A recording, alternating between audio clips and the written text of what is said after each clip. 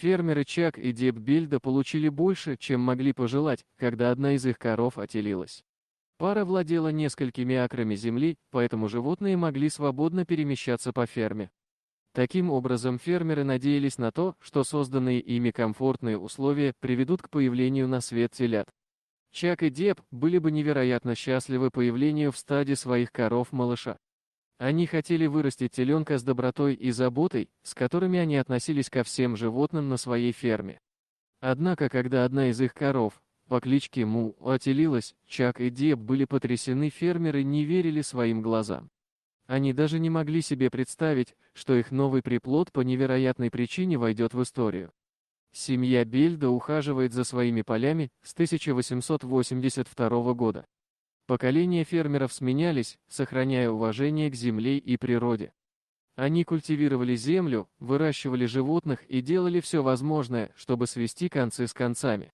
Ведь фермерская работа была и остается тяжелым трудом. Так было в далеком 1882, так и остается по сей день, несмотря на появление новых технологий и сельскохозяйственных инструментов. Однако родившиеся и выросшие на ферме Чак и Деб были полны решимости продолжать семейные традиции.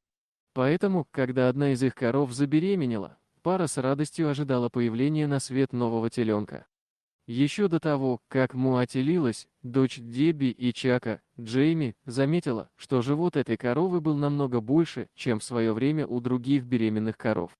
Мама заметила, что корова была большой, но не придала этому особого значения. «Близнецы у животных рождаются довольно часто», сказал Джейми в интервью радиоканалу Minnesota Public Radio. В начале года на ферме родились телята-близнецы. К сожалению, они появились на свет в апреле, когда стояли сильные морозы, и не выжили. Но, когда Му отелилась, вся семья была потрясена количеством появившихся на свет телят.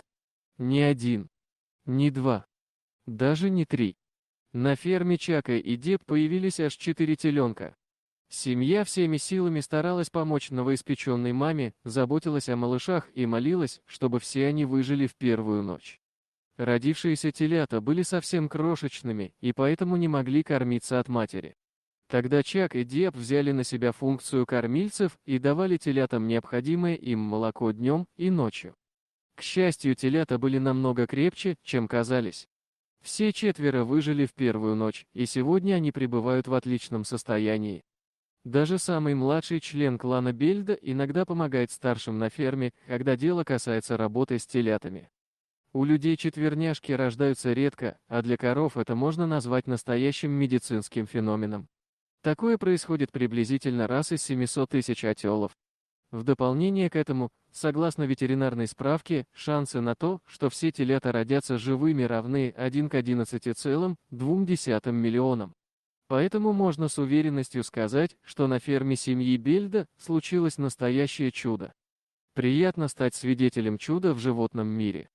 И как же приятно наблюдать за Му и ее 4 телятами. Дорогие друзья, если вам понравилось видео, поставьте лайк, а также подписывайтесь на канал, где найдете еще много интересного.